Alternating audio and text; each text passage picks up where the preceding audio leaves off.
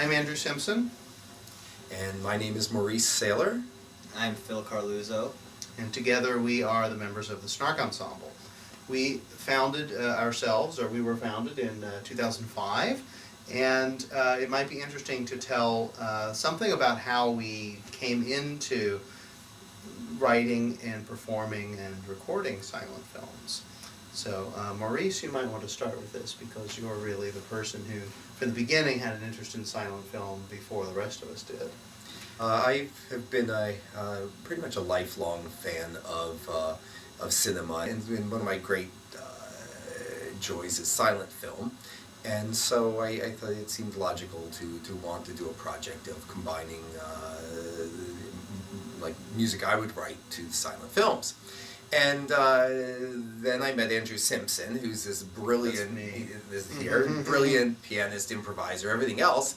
And I thought, this might be a way of achieving this You had a plan to get me into Yeah. this, which has worked out over several years. And so it took a number of years of showing Andrew silent films and going like, you could really, It would be great if someone we could do music to these. Yeah, no living directors to tell you can't do this. You do it to silent films, so you can really, we could be our own artists. We wouldn't have to kowtow to other people's ideas as to what we should be writing for these films.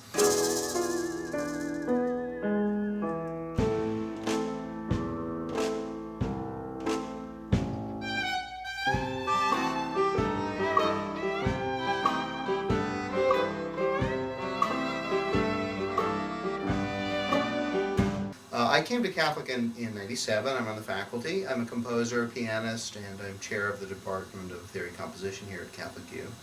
Of course, I've known you since I've been here. But I think very early on I was watching silent films at your house. Yeah. After you finally convinced me to start doing silent film, we initially had an idea that we were going to have an ensemble in which we wrote the music and I would do keyboards and you would be the Foley person. Yes. And we had all kinds of grandiose ideas about what sorts of Foley noises could be made and what instruments you could use for this and that. And this seemed a good idea because Andrew's marvelous at improvising and is just a fantastic pianist, so if we decided to notate the scores, he could play anything. And I've never really been a performer. But I know the films really well, so I thought I would know when to hit the coconut, And somehow along the way, then I don't know how it got expanded morphed into full-blown parts. Yeah, we realized we needed a percussionist and someone who could maybe do something else, and that's when we brought in Phil to do percussion and frets and legacy electronics and things like this. The ensemble's called the Snark Ensemble because I think, at least, that it took its inspiration from a piece that you had written. That's correct. A couple of years before. In fact, I think we premiered it in '05.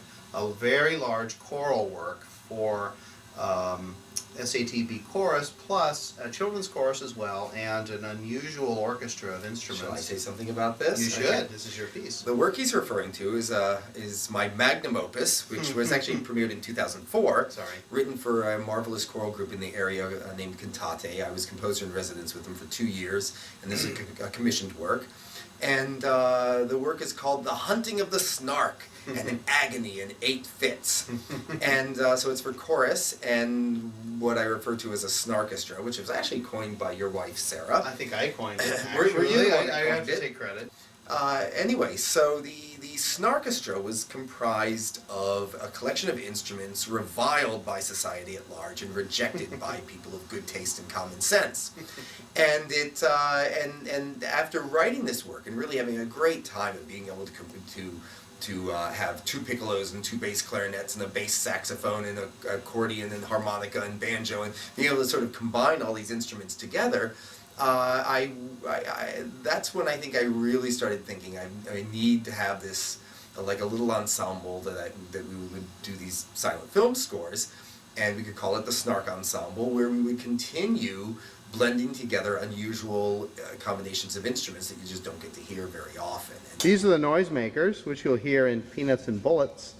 The seal horns, the large one, the small one, together. Laughing. Really? Say I can't remember. That says play with ass. Does it say? It doesn't say To play with my own dice or to play...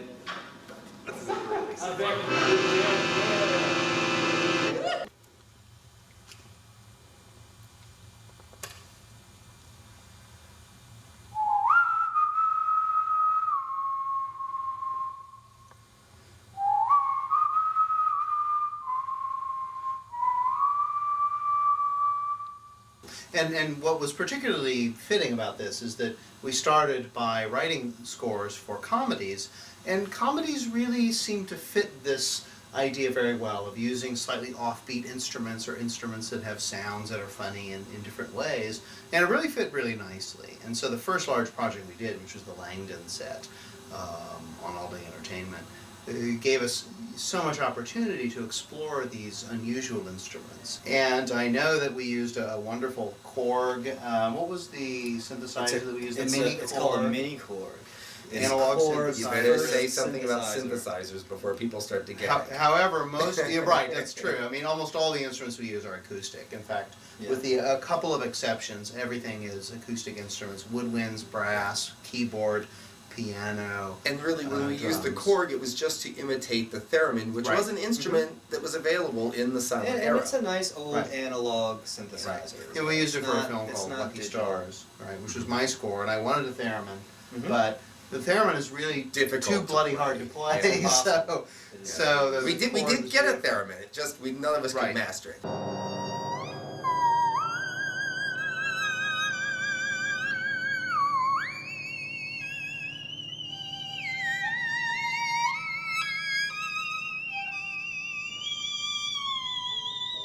The first thing that happens when we work for David is that he sends us a series of DVDs that have the films on them, and from those films we're going to decide which films it is that each of us is going to set. So normally we'll gather early in the process, and we'll usually go to Maurice's house, and we'll watch the films. We are here tonight, the Snark Ensemble and friends, to view the first films that the cheerleaders. The films that we have written the first scores to. It's going to be about 5 or so films. Ben has already finished his films, and but we're going to be the one that guitarist couldn't play. Yeah, Right, he actually recorded his. Dr. Simpson. Yeah. But for the rest, for Andrew, Phil, and myself, we're going to be listening to Dreadful MIDI Realizations. Each of us has certain strengths that suit us particularly well for one type of film or another. And so as we're watching the films, we usually make a note of, well, this one might be good for Phil, or this one's better for Maurice. And generally, that's how we divide them up. What are we watching, Phil? This is Powder and Smoke, which I finished yesterday. Yesterday. It's guitar, percussion, Uh-huh. melodica, Yeah. barroom piano. Oh, bar and piano. So That's me. we can't use tacks, but I've been on my piano. I tried wrapping tinfoil around each hammer. Yeah. That didn't really work very well. Yeah. Each hammer? That's pretty labor Well, I didn't do intensive. every hammer. I just did one And Phil's section. piano is still ready for the So you did barbecue. a few hammers. And that's right. percussion, Yeah. guitar. Is there a and whoopee fiddle. whistle? A whoopee cushion? Violin. All right. There's no whoopee cushion. There's no balloons. That's too unfortunate. Okay. There's no. No. Oh. For the scores that we do compose, we actually do fully compose the scores. And so that means that every note is notated, every rhythm is noted down, and we produce a score and a set of parts. One of the first things, certainly I do, and I think the others do also, is to find a rhythm to the film, to find a form to the film. So you're looking at the entire film to see how it breaks into acts. They usually break into 2 acts, sometimes occasionally into 3. But so we look for that. We look for musical forms within it. Does it seem like it's doing a theme with a set of variations, it sets up, he runs from the police and he hides, then he's found. Then he runs from the police and he hides and he's found. And it keeps going like this. So you might want to do like a theme and variations.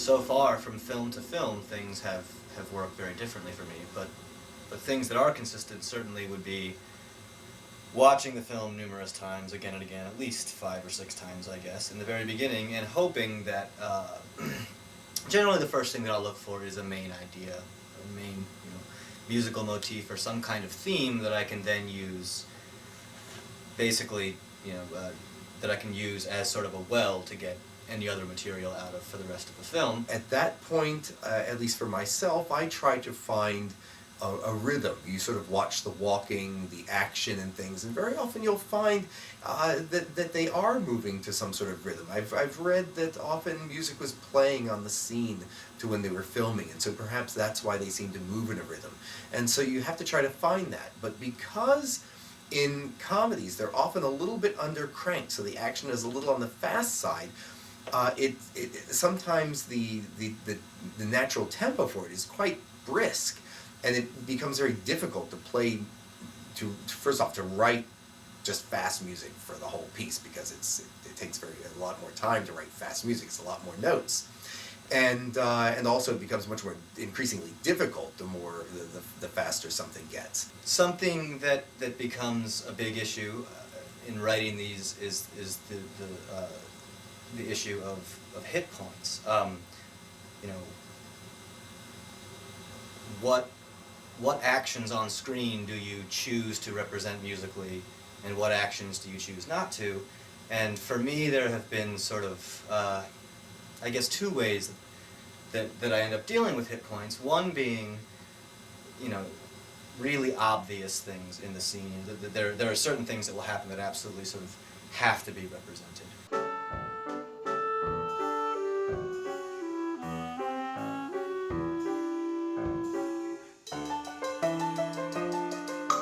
Sometimes I end up trying to sort of shape the musical gesture around the hit point, but then there's also, at least in my scores, I find myself sometimes as well, say I have a musical idea that's unfolding, and it, just because of the way that it's shaped, sort of ends up highlighting certain hit points that I might not necessarily have intentionally wanted it to. Another interesting issue for musicians is, what do you do in a film when music comes up on the film?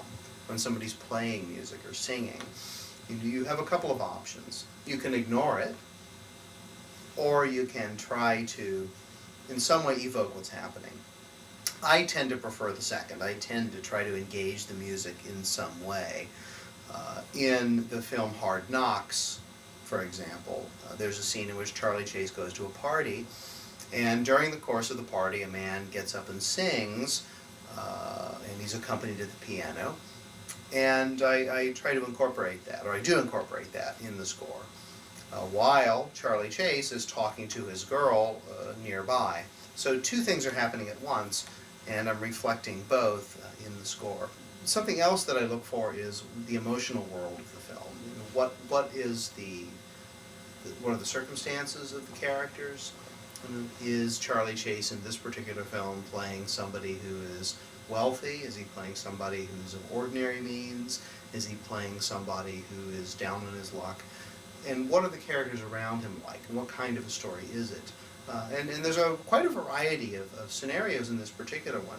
I find that the film No Father to Guide Him, which I created a piano score for, to be actually quite poignant in spots. The story deals with Charley Chase as a husband whose wife, or perhaps more precisely the mother-in-law, has essentially kicked him out of the house, and the only chance he has to see his son is at night when he's doing his run as a milkman. So he's able to sneak in and spend some time with his son. So in the midst of a comedy in which there are lots of comedic things happening, it's a very poignant sort of thing, and so the music suggests something very different.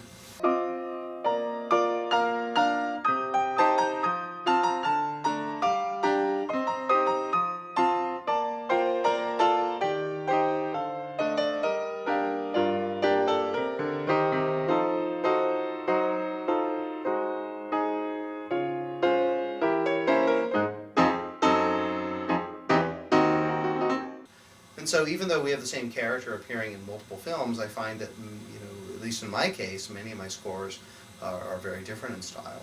Too Many Mamas is very much in a New Orleans jazz, Dixieland style. We brought in a guest trumpet, Susan Ryder, wonderful trumpet player, to join us on that. And Ben Redwine, who has been a magnificent addition to our ensemble as a woodwind player. When we begin these projects, often we discuss just, say, if it's Langdon, what sort of instruments seem to fit that character. For that one, we thought toy piano, so we had a lot of toy piano in all the scores. With Charley Chase, he seemed really more just sort of an average 20s jazz age man, and so we tended to use a lot more saxophones, a lot more jazz sounds in the scores, a lot more perhaps sounds and forms of that time period of the 20s. Play it for B again. B, For B. Let's go B to C. Okay, so Play the whole practice length of it. B to C. Okay, just 2 bars again. Just 2 bars? Okay. 1, 2.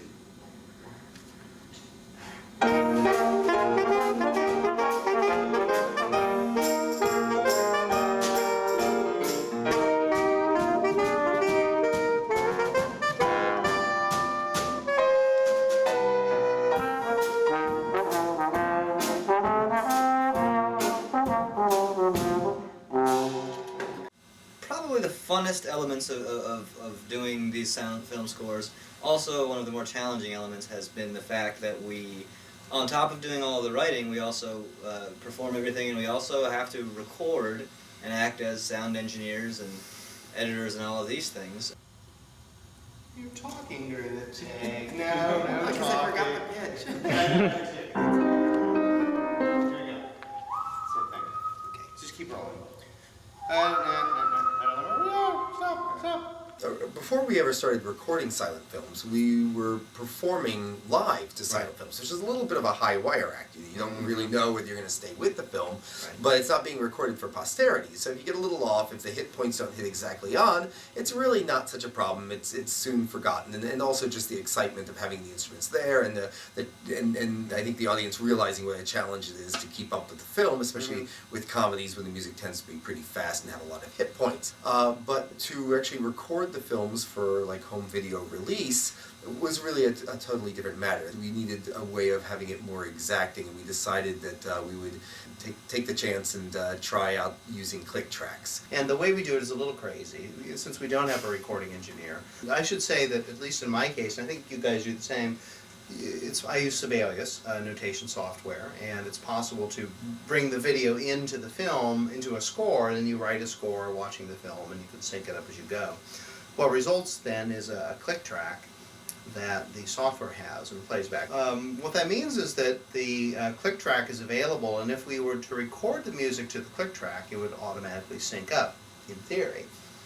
So we got the bright idea. Initially we tried to record it without that. We just tried to, set a metronome and do view it a while. view the film. And that was a disaster, it didn't work. So what we decided to do then was to use the click track from the software. Well, then what was necessary was to bring a laptop, and that was me. So I brought a laptop along and used headphones to listen to the click track.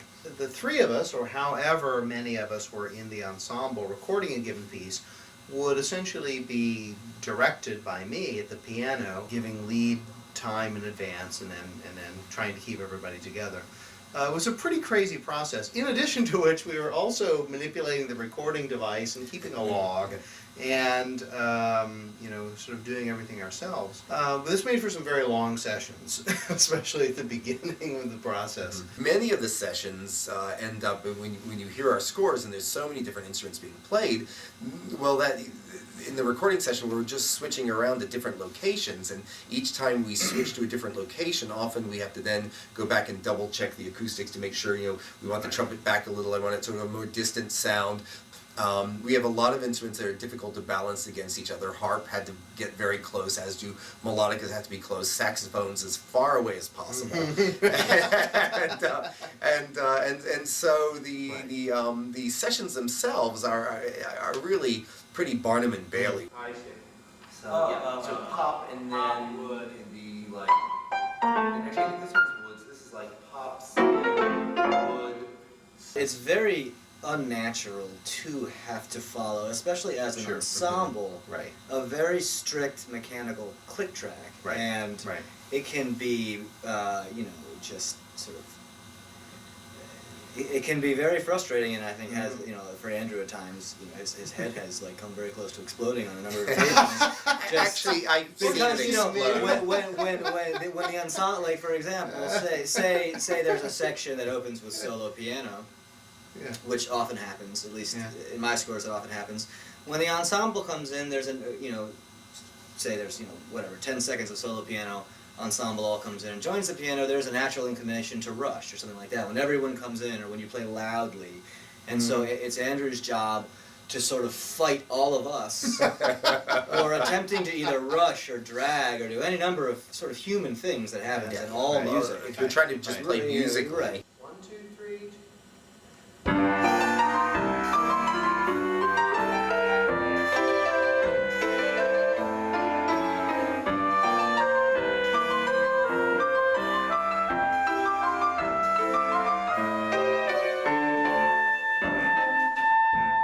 Full start. I screwed up a couple of things, sorry guys. Right. Well, there are days when I am listening to the click track, controlling the zoom, the recording device, keeping the log of the Right. recording, sometimes conducting. So, what are you all doing?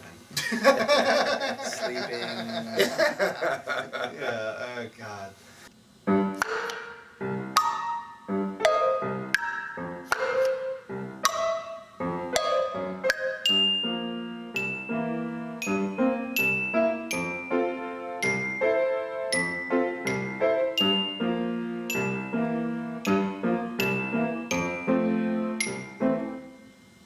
All of us lament, why do we write for 6 instruments and Yeah. 4 different clarinets and these different instruments Well, that we Phil use. and I always envy Andrew in that we have to get to a recording session at least an hour That's early, right. and it takes us a long time to pack up all our instruments from where we might have rehearsed or just where they live, and to haul them around. Phil hauling all the percussion and sometimes the electronics. And I often have easily 185 to 200 or more pounds of instruments. Well, Andrew just, we get all ready and get everything set up, and then Andrew just walks in and sits down at the piano.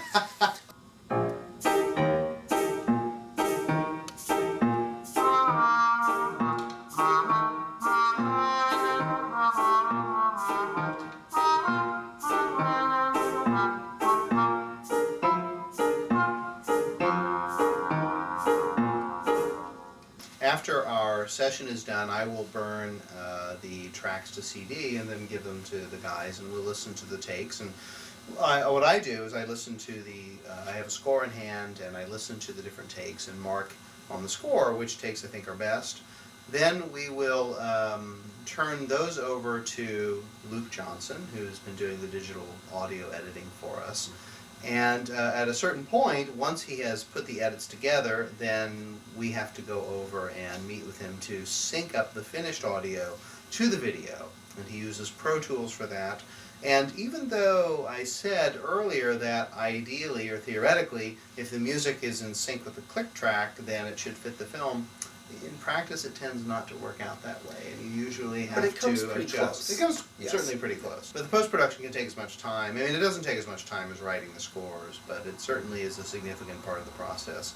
So we really envision 3 parts of this process. There's the creative part, the writing of the scores, which also includes editing the scores and creating parts for the players. There's the recording part, and then there's the post-production part. And all 3 of those are equally important and equally demanding of time. And so in the beginning, each composer really works by themselves. There really isn't a whole lot of input.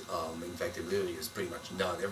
We each write our own scores and then bring them to the recording sessions. At that point, we all collaborate in recording the score, but once the recording is done, then we each go back on our own again, because it's each composer that selects which edits should be used. It's the composer that works with Luke to do the audio-video syncing.